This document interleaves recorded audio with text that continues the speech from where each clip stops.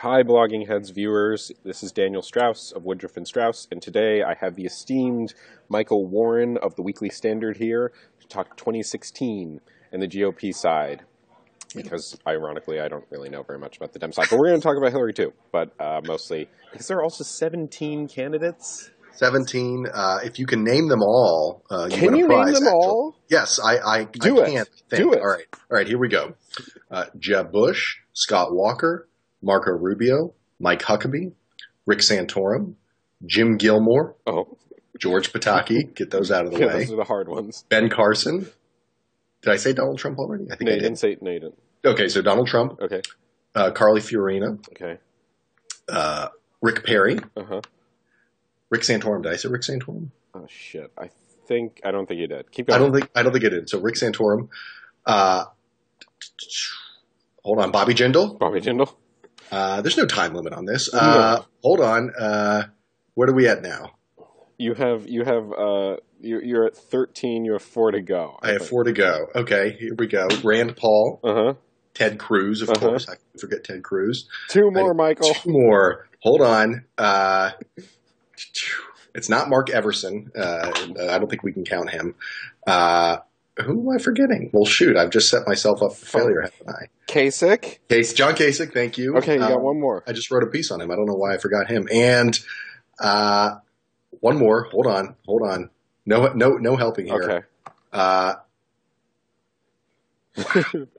I said Rubio. I got all this. Oh, Lindsey Graham, of course. Lindsey Graham. Lindsey, Boom. how can I Very forget impressive. good old Lindsey?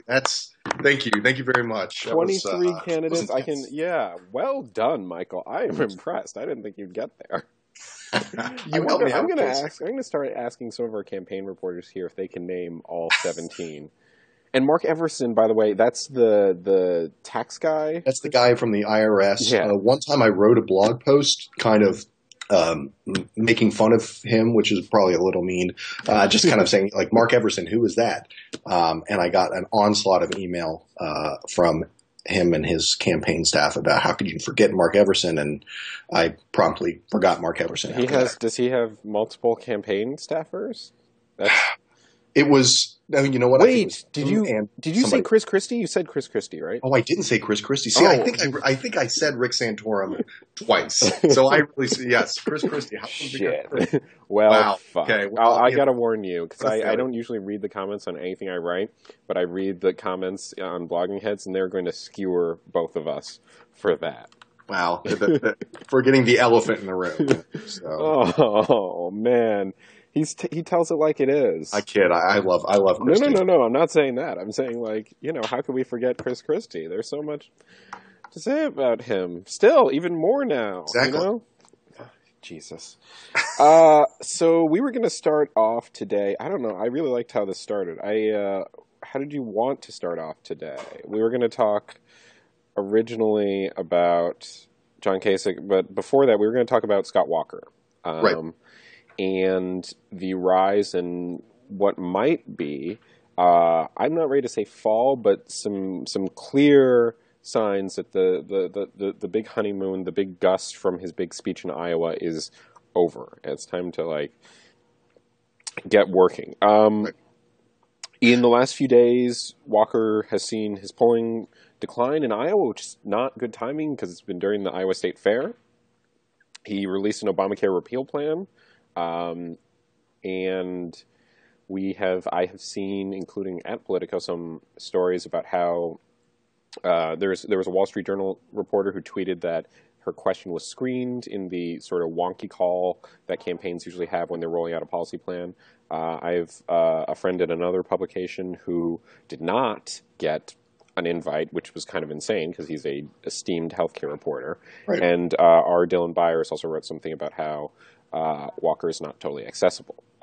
So this is potentially, kind of troublesome. And during the last debate, Walker very heavily relied on his background as busting unions while Donald Trump was sucking all the air into the room, which is a common analogy for him. And I'm kind of fascinated by that. Anyway, so... He's the vacuum candidate. Yeah, he's the vacuum candidate.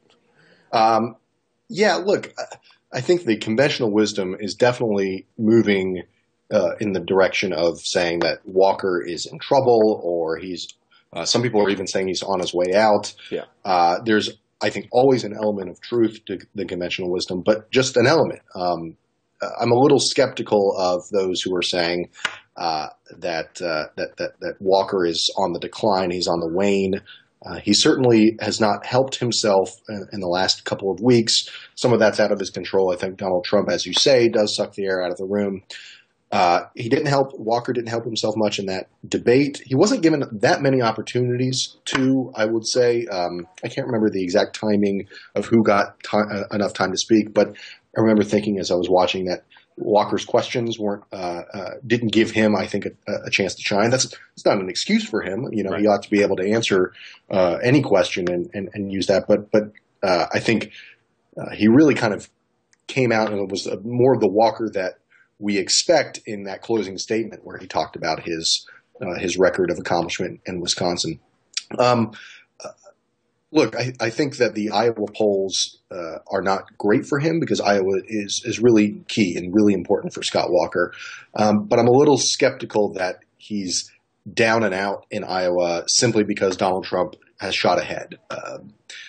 Walker has a really good organization in Iowa. It's not as big as Jeb Bush or Donald Trump, but he doesn't have as much money as them. And money doesn't win everything. As we remember from 2012, Romney threw a bunch of money in and almost won Iowa. Rick Santorum had basically no money and won that caucus barely. Mm-hmm.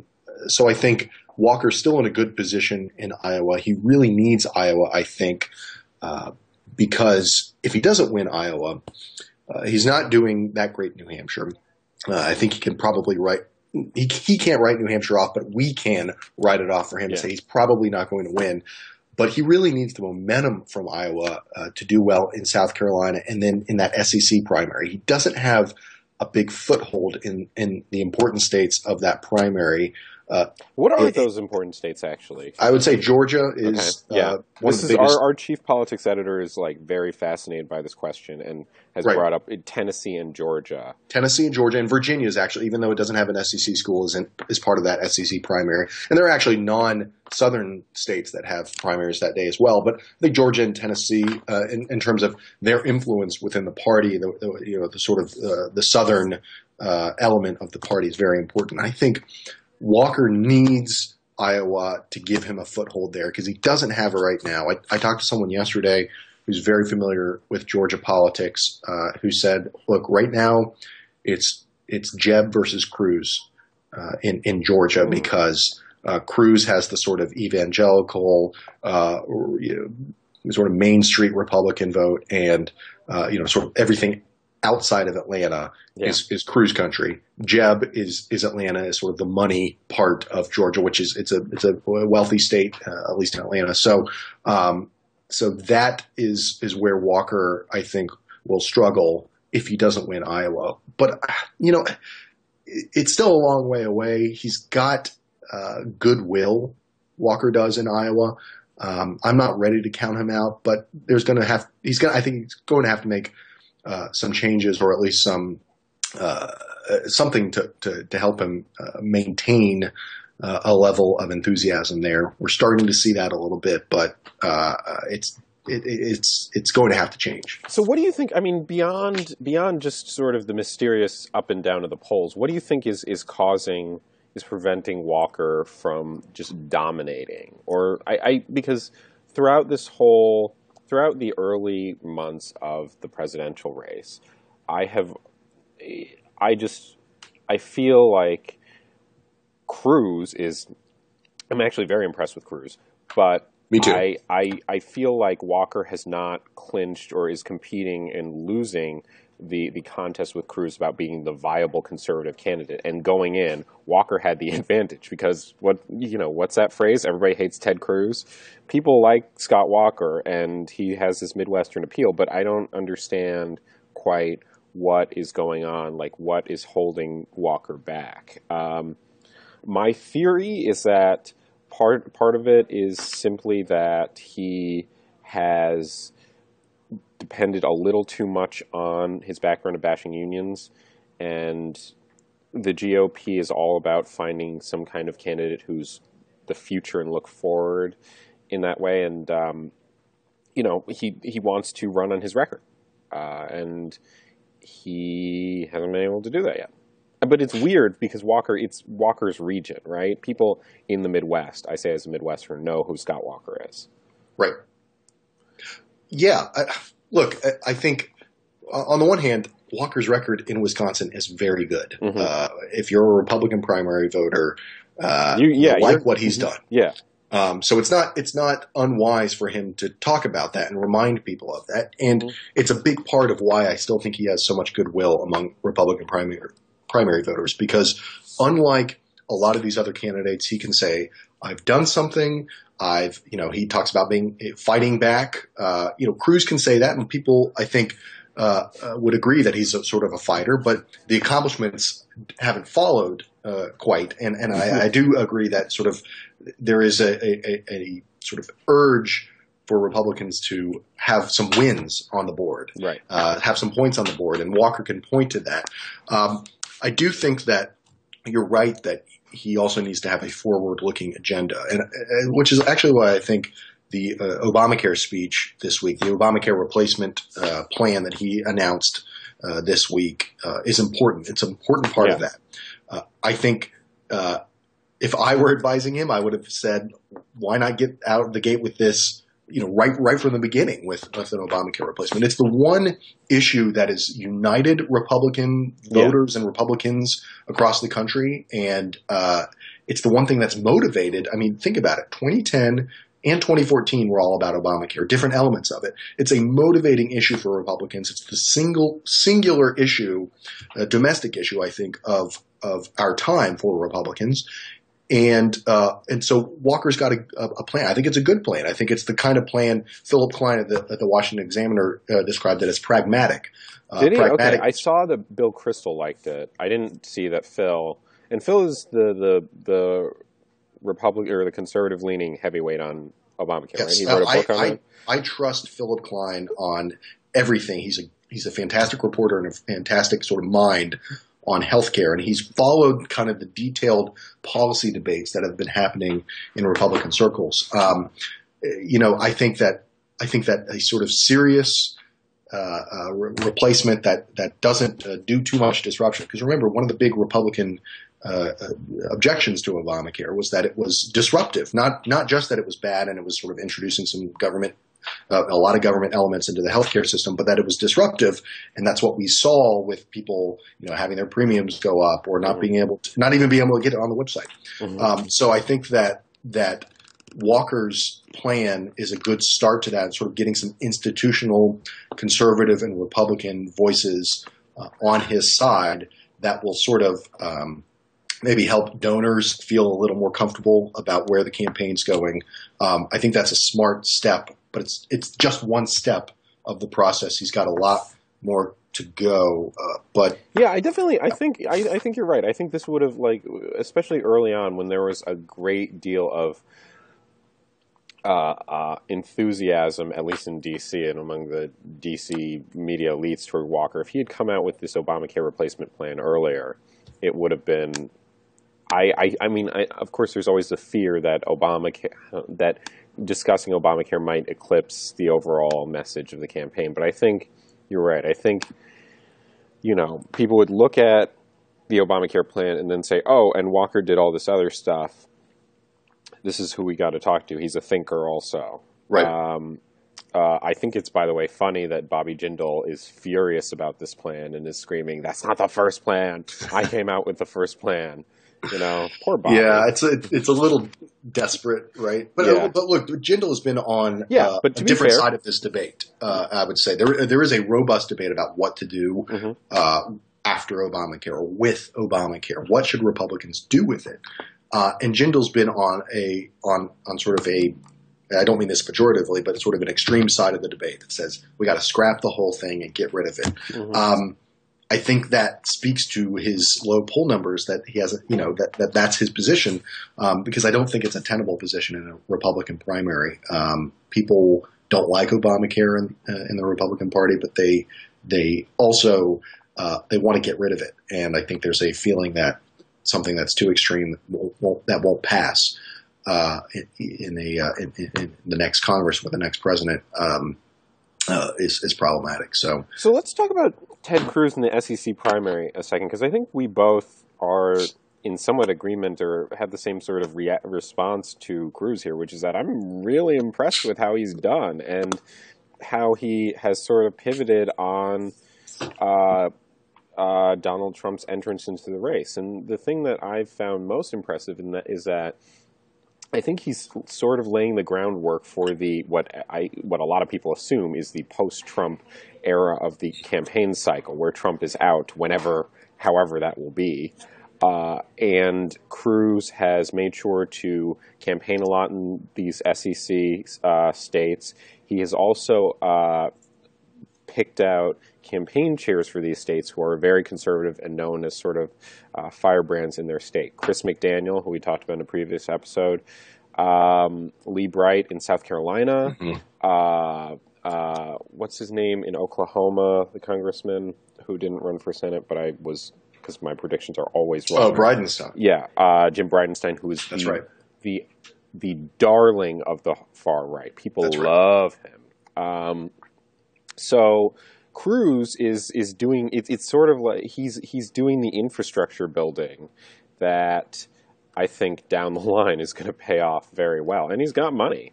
He doesn't have the most money, but he's doing.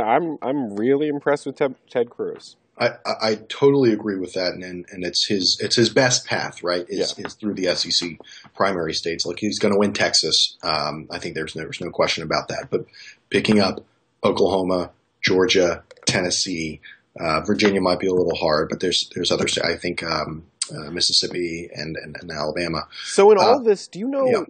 I don't know too much about Bill Haslam, but it seems like in the SEC primary, that is the endorsement to get. He's a chairman of the RGA, right?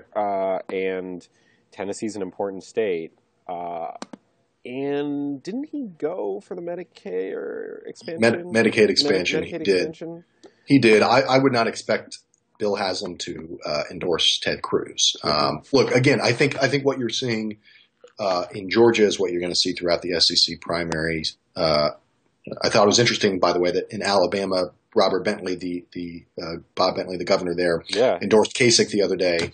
The kind of Kasich Jeb, and I think we're going to get to them later, but the kind of Kasich Jeb wing of the party is going to be a powerful element in these SEC primary states. The sort of establishment, I think Haslam will fall on that on that side of the divide. But I don't know if the numbers are there. The money will be there, and sort of the institutional influence will be there, but the numbers will be, I think, more in Cruz's direction. I think you're absolutely right about the organization that Cruz is building, and politically as well, or sort of at the top level. Everybody has been, I think, going after Cruz a little bit for saying, he's not criticizing Donald Trump. How can he not be criticizing Donald Trump? Well, this is insane. Right. No, it's not insane. It's genius, actually, for him to sort of say out of one side of his mouth, well, I just don't think, I follow Reagan's 11th commandment that we should not criticize other Republicans, and I'm not going to do that to Donald Trump. On the other hand, he's made an entire career out of criticizing Republicans. Yeah, and No, I think it's right, and I think he's gotten away with this because, right now he's not criticizing Cruz, but 16 other candidates are criticizing Trump. So what else is there to say? There's no winning for Cruz to bash Trump with the rest of them. There's winning because he's probably going to be around after Trump is gone. That's if Trump is gone, maybe I'm wrong. Maybe Trump will get the nomination. I don't know. Unlikely, I think. Well, why do we all say that? Okay, we're all so sure that Trump is going to bow out, but I feel like every time people say Trump won't do something, he does it. And so, what makes I totally am with you, man, but I just don't know why I think that. I had this conversation actually the other day. I was in a green room at one of the cable news outlets with Newt Gingrich, and and he was there. He wasn't on the phone or anything, so I just said, "What do you think about all this?" And he was talking about how Trump is just blowing everybody away and all these things. And I said, yeah, but it's got to end. Yeah, how does it end here? And Did he say fundamental? Did he say fundamentally? No, he didn't. He didn't say. No, it was much more conversational than okay. that. Thank goodness. But I asked him. I said, "How does this end? How does it end?" And he said, "Why does it have to end?" He says, "Everybody's saying it's going to end, but why does it have to? What's stopping him?" And I kind of stopped and I thought, holy shit, he's right. He's right. There's nothing. There's no reason.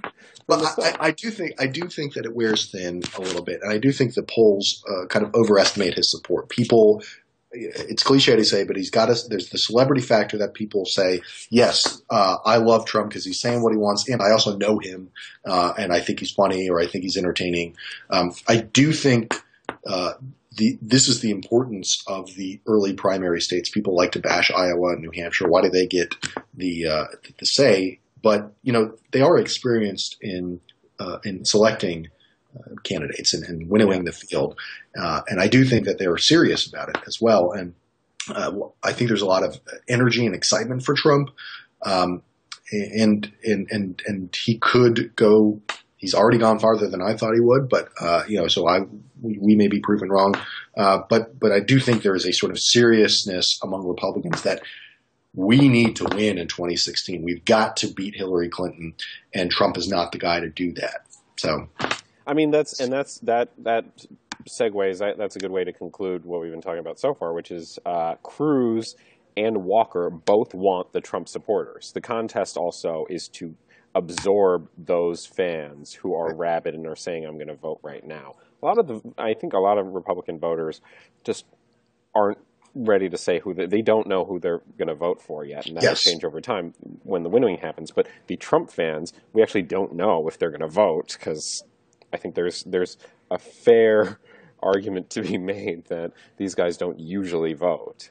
And they're not always. I should say, this has been shown in polling. They're not always sort of pulled from the traditional right-wing Tea Party, Cruz wing of the party. There's a lot of so-called moderates or people who have those views who probably don't vote in many elections anyway, who say they like Trump. And so I don't think – I think the thing to always think about, particularly in this Republican primary where there's so many candidates, is the way that we think about candidates, that, Cruz occupies this realm and that's who votes for him. And that's generally true, but it's not always the case. Right. I've talked to voters who, in places where they say, I'm really thinking about, whether it's Ted Cruz or Jeb Bush, I'm going to vote for. Yeah, I actually, at a Trump event, I actually talked to someone who listed the guys he liked, and it was Kasich, Cruz, Fiorina, and Trump, which was bizarre to me. And he said, well, these guys are all anti-establishment guys from Washington, or anti-establishment outside of Washington. And I think that's the appeal to this sort of weird conglomerate who's looking at who likes Trump somehow. Yes, totally. It's not predictable, and we get in our heads the way that things shake out, the way that voters think, and they don't always think the way we think they should. And that's probably a good thing. Right. Let's. I really want to hit this topic now before we go on to serious stuff again. Marco Rubio, quarterback. On Monday, he was throwing the pigskin around with some kids in Iowa, in Canny, Iowa, I think the subdivision is called. And there's a video. There are two videos going around of him throwing the ball at another kid, and I think so with the first video, he beans a kid in the head. He throws a spiral, and it doesn't go in the kid's hands, and he's stretching. He's going. This is like his Super Bowl moment. Right. This is he's on the Seattle Seahawks. It's the last few seconds. It's this is it, and he just completely missed it. It hits him on the head, and his head sort of snaps, and he's on the ground. It's hilarious. I watched it multiple times yesterday. We wrote it up. We got picked up on Drudge on this. And I don't think Drudge has anything against Rubio, does he? I don't know. It's kind of hard. The Kremlinology that goes on in Drudge world, is kind of. I think Matt just thought it was hilarious. It was funny. And the second video is, I think he was handing it off He may have passed it, I think, but I think it was a handoff to another kid who was even smaller, and it was so adorable. And the kid just kind of runs off in the grass, and it just kind of face plants and boom, hits the ground. The ball snaps out, and I think Mark Halperin said it was the cutest fumble he'd ever seen. Although I think there's some disagreement about whether his knees were on the ground. Yeah, so Rubio was stressing like keep your knees on the ground or keep your knees bent or something, right? Okay. So I do actually want to, because this is the fun part about politics sometimes, I do want to analyze this entire moment. Was this a gaffe? What does this mean for 2016, Michael? Was the spiral good? What does this say about Marco Rubio? And would Obama have why didn't Obama ever bean someone in the head playing basketball? Well, actually, Obama's not that good of a basketball player. That's right. That's right. He's not very good. It did kind of remind me a bit of that video from a couple years ago, maybe last year, where he's trying to make shots. Yeah. Obama is at the White House basketball court, and he takes like 30 before he and then as soon as he hits it, the camera zooms in on the thing, and then it zooms back over to Obama, and he's like walking. He's like, I'm out of here. It's done. I actually think it was the thrill is gone, because during 2008 he was in Iraq, and he was in front of a crowd of soldiers in some gym, and he's like, it's going to take me a few minutes to get a shot, and he gets a 3-pointer the first time. The thrill is gone, Michael. It's over. The difference between being the candidate at the top of the heap and the second-term president with all of the weight of the presidency on your shoulders. So let's tune back in 6 years to President Marco Rubio throwing the football, and it's wobbling in the air, or he's overthrowing or underthrowing. I think this kind of stuff is good for somebody like Rubio. He's this is the argument I heard from some people yesterday. Actually, I think in all seriousness, it sort of does emphasize the youth factor. You can't imagine. It's kind of different because she's a woman, but you can't imagine Hillary Clinton sort of throwing the football around or doing something that sort of a younger candidate would be doing. So I think it does help him humanizes him a bit. I think sometimes Rubio can come across as the class president. Nice young man. Yeah, that's what I've always said. Rubio feels like the popular captain of the football team with the cheerleader girlfriend, and his wife was actually a cheerleader. It does feel that way. That sort of he's sometimes it feels like he's very sensitive to criticism and doesn't respond well. So go on. Sorry, I interrupted you. So no. I see that. I think I agree with that. So I think this is to see him. But you add to this, the water thing and the State of the Union response. There's been a couple of times in his political career, at least at the national level, where he's had some slip ups. I'm trying to think. There was one more. It's escaping me right now. But it kind of.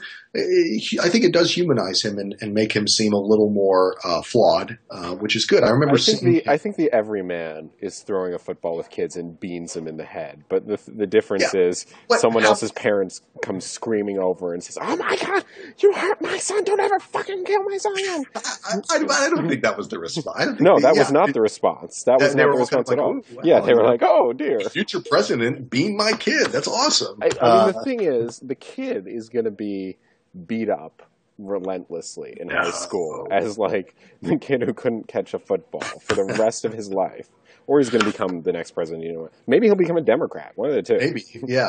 I've been taking hits from Republicans my whole life. Is what I'm saying.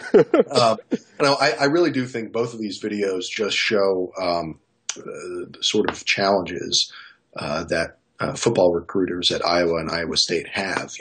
These are the people they have to work with. They can't catch a simple, easy spiral. Are you a Big Ten alum, or where did you go to college? No, I went to Vanderbilt. I'm an SEC guy. So, I went to not that Vanderbilt is like a high performing. I don't think the Commodores are going to the championship this year, are they? No, it's Commodores, right? Can we move on? Is there another topic to move on from my alma mater here? Jeez.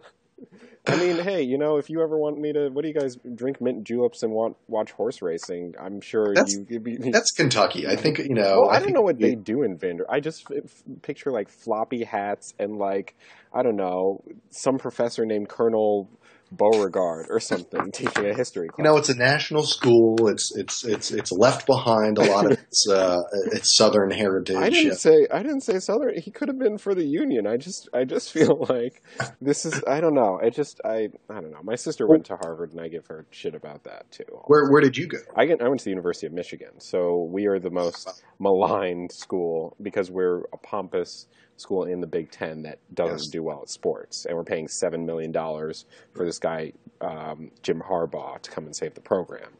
And there have been a lot of flattering profiles and stories about him, and I'm starting to think he's sort of in the Huntsman situation where he's just going to like flop. I think Jim Harbaugh. I hope we put a little clip here. I think Jim Harbaugh might be the John Huntsman of this football cycle. Wow. That is from a. I mean, every Michigan fan I follow and pay attention to because they're so excited because they don't. There's nowhere else to go, man. This is it. There's nothing else. This is it. This is like there's no one else. This is it. This is the program. Okay, so of course they're like this. Let's talk on game 2. Okay, if Harbaugh doesn't win game 1, trust me, Michigan fans will be singing a different tune. They'll be like impeach him. You know, you can't even impeach a head coach, but they'll be doing that. Well, it'd be interesting to follow that to see, you know, what – because you guys don't play football in the Big Ten. You play something else, something different than what – Is that – Well, I think a Big Ten school won the championship. There is a political tie. I think – wait, Michael, I think Ohio State won the whole thing last year. Is that right? I think that's true. I think that's true. Wait a second. So I got a Michigan fan touting Ohio State. This is hard to believe. I don't know what's going on here. Yeah. Well, there is a Harbaugh connection to politics now. Yeah. I don't know if you saw Jim's brother, the coach of the Baltimore Ravens, praising Trump the other day. Oh, did he? Yeah, saying that he's going to go Trump on everybody in a press conference he was giving, and then started talking about how the immigration plan for Trump is right on. So John Harbaugh endorsed Donald Trump's immigration plan. Yes, in fact, I'm going to click on this, man. This is stranger things have happened in politics, but it's goodness.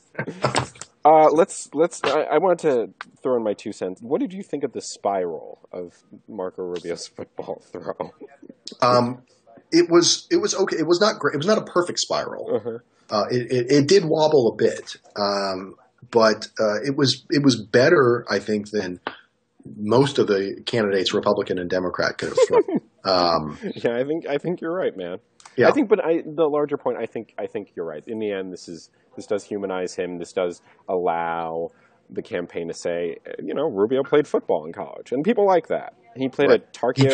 He coaches his kids. He coaches his kids little league, which is adorable and wonderful. Yeah. And it's hard not to like that. I think the telling thing about this is that the Rubio campaign was sort of promoting this on. I'm ashamed to say, on their Snapchat story that this happened. I was surprised. Let me say this. I was surprised when I was writing this up and checking some facts, because even on these stories, you want to check like what day it was. I was surprised with the Rubio team being like, they weren't screaming, they weren't saying to me, "Why are you writing this fluff?" They were just like, "This is what happened. Right. I wasn't there." You know, it's a good attitude to have. It is a great attitude to have. I've ranted about this before, Michael, but like. And this is what I tell Flax, who are with me, just trust me, don't get angry at me. You know, don't get angry at reporters. It pays off. I mean, you're going to have good stories and bad stories, but like, you know, the press teams that like don't get angry and just keep going are the ones that help their bosses a lot more. Because we're not going to, we'll write what we write either way. That's right. And it's got to be sort of a mutual respect kind of thing, and I sometimes struggle with the way I treat campaigns that have that sort of disrespect, it's not even disrespect. It's just like, look, we're all trying to do our jobs here. Right. Let's try to get along at least for the next couple of months or years. It's 460 more days of this guy. That's right. Get comfortable. All right. Right. There's no point in like burning bridges now, because we got a long way to go. Let's round out with John Kasich. You wrote a piece on John Kasich. I've been writing some stuff on John Kasich and Jeb Bush, and I wanted to round this out with. So John Kasich recently, I think 2 days ago, announced the name of his state chair for South Carolina. He has the endorsement of Bob Bentley, and he's doing pretty well in New Hampshire. And he sort of inhabits the same sphere as Jeb Bush. What do you think of, I still don't quite know what to make of John Kasich, actually. What do you think? Do you think he has to worry about the southern states? Do you think he has any appeal there? And is he just sooner or later, is Jeb just going to be he's becoming a problem and swat him away? Not that we've seen Jeb able to do that with 17 candidates in the race so far. Well, the comparison has been made by me and others that John Kasich is sort of the John Huntsman of the 2016 PAC.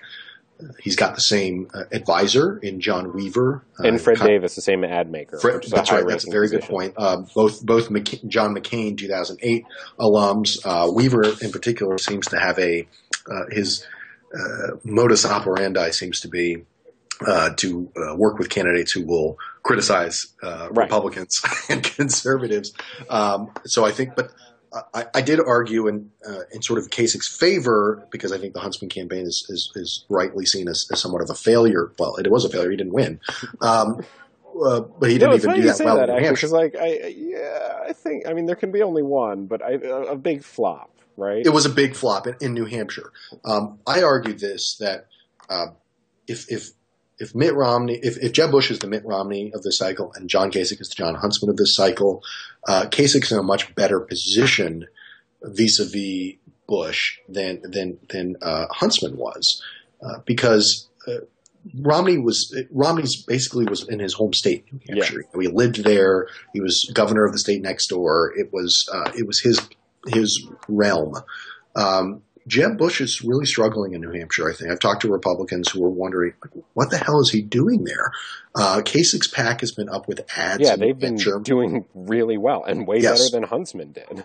That's right. And so I think I think he has an advantage. I think he's a little more likable than Huntsman. I remember following Huntsman around in 2012 in New Hampshire and being like, who's going to vote for this guy? And I was right. I mean, nobody did. He was a little dismissive. He was great on, John Huntsman and John Kasich, I think, are exact opposites. From John Huntsman never lost a race. He only ran one. He ran twice. Oh, he ran twice. Governor. He ran twice. And did he win both times? Yeah. Okay, he won both times. Kasich has run for president, lost, and has been up and down. Kasich is this unpredictable personality. He can be very sort of gregarious and then kind of moody other times. John Huntsman is very even-keeled, very sort of polished. And they're complete opposites, I think. Yeah, Huntsman's the scion of a huge sort of industrial giant, Huntsman Industries. Kasich, the son of a mailman or something? I've heard him say that once or twice, that he's the son of a mailman. And so he's gotten more blue collar appeal. Kasich has a lot of problems with the Medicaid expansion. I think that is a real problem for him because. And his explanation, right, is that God, it's a religious, it's the right thing to do. It's related to God or something. Yeah. And he can be kind of a jerk. Look, Republicans are the sort of certainly the more religious on the Christian side of things party. People who take their faith very seriously, whether it's conservative Catholics or evangelical Protestants, which make up the big part of it.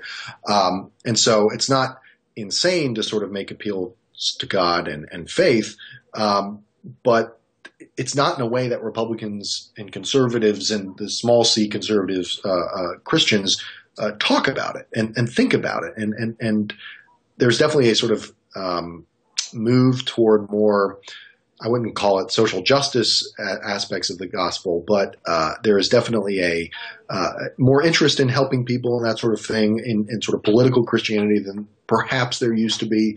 But I think Kasich kind of hits the wrong note there, and that's a problem for him. but the media loves him, and that's important for him, his candidacy. Yeah. And Jeb Bush is weak right now. I don't understand why Jeb Bush is not throwing up, or his PAC is not throwing up ads in New Hampshire right now. Why aren't they? I don't know. And it's weird because Kasich's PAC started in late and has been very aggressive in New Hampshire, and he's doing pretty well there, and that's partially because of the aggressive media strategy they have there. It doesn't. I don't know. It's really weird. On the other hand, I sort of get. I don't know. It is really strange why two of the top 3 tier 1 candidates, excluding Trump, who I put them somewhere else, put them in another category. are sort of in this lying in wait position right now. So Rubio doesn't really have an early state, or maybe Nevada, maybe South Carolina, and the same with Jeb, which is he's not doing super well in New Hampshire, which you would think he'd want to do well in there. Iowa was supposed to be his state once upon a time with David Kochel.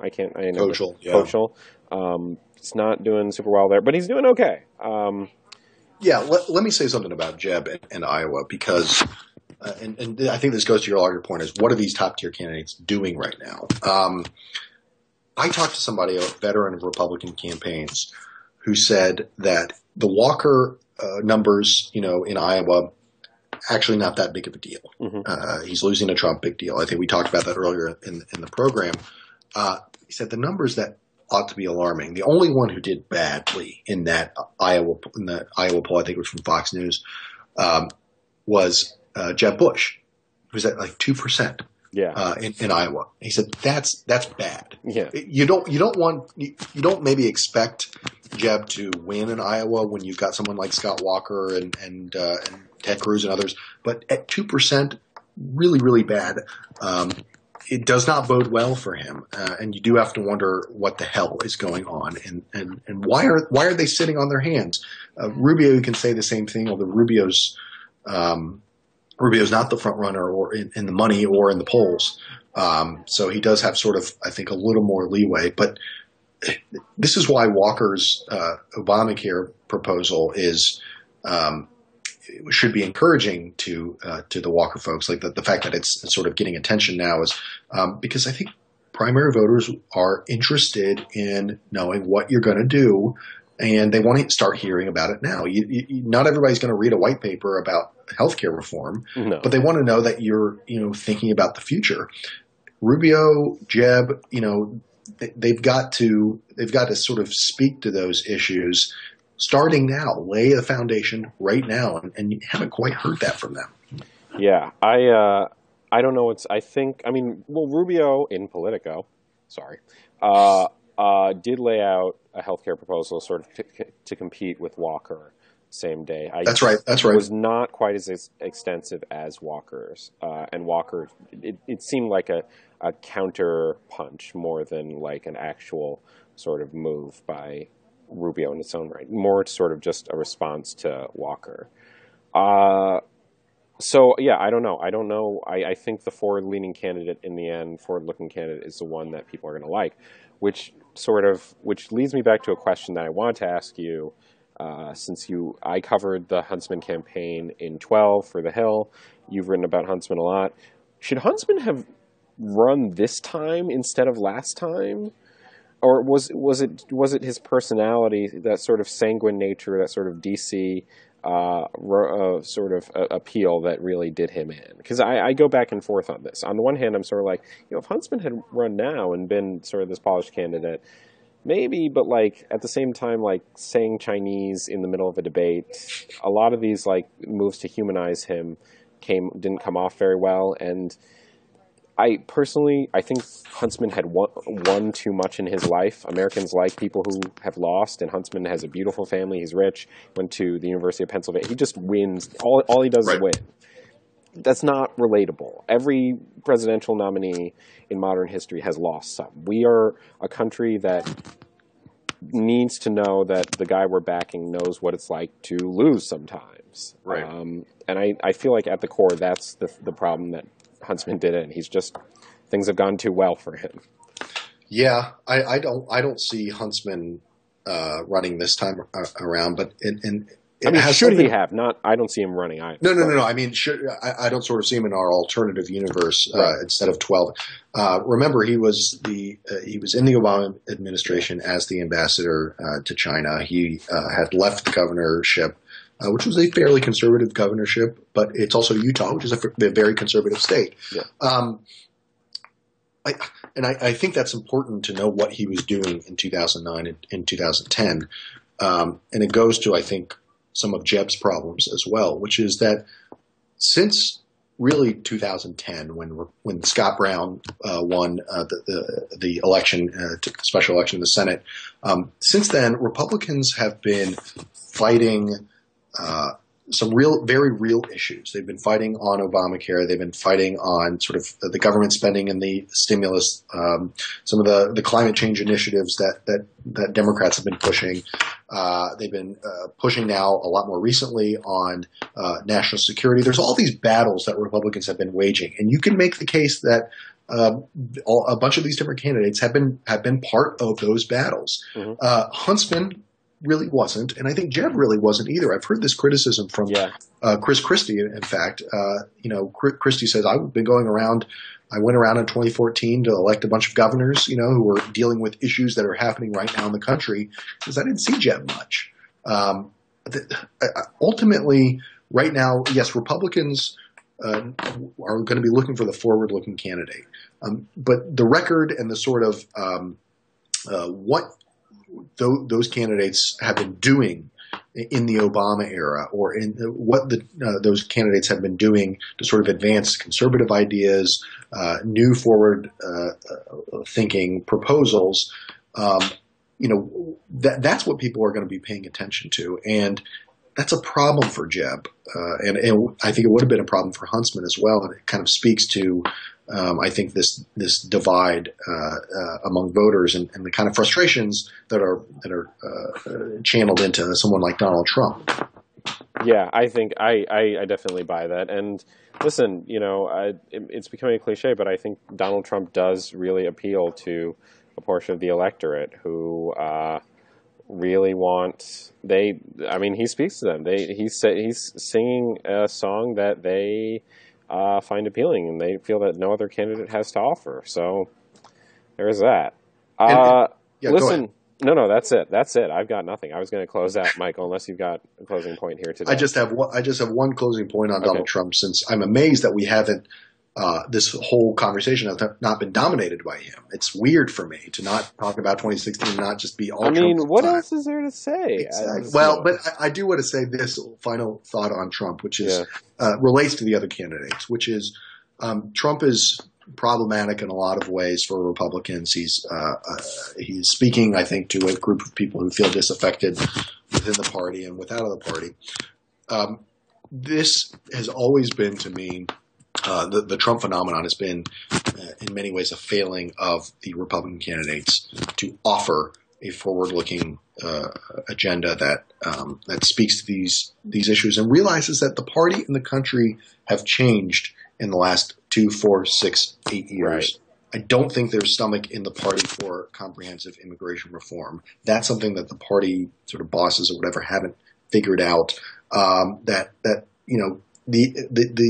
The crappy situation of the economy has not made that element of sort of comprehensive immigration reform, of letting more people in to the country, all that appealing to Republican voters or to blue-collar voters and the type of people that Republicans depend on.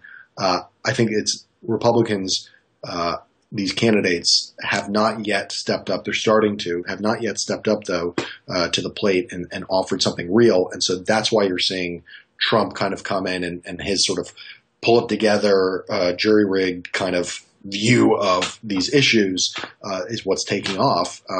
It's a failed opportunity, a missed opportunity, but there's still some time for these candidates to grab it. Yeah, I think I'm with you. I think it's a long way, and sooner or later, what's likely is that one of these 17 candidates, or 16, if you don't include Trump, will finally figure it out and say, let's just try this, and that'll take off, maybe. I don't know. I think the winnowing when it happens and when these candidates start to drop out, I think we're going to see a few things change, not only with the campaigns that are gone, but the campaigns that stay in the race. And maybe that is what Jeb and Marco are really waiting for. Yeah.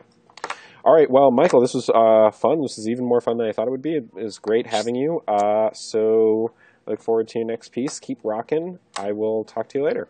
Thanks, Daniel. Thanks for having me. Thanks for coming. All right. Thanks.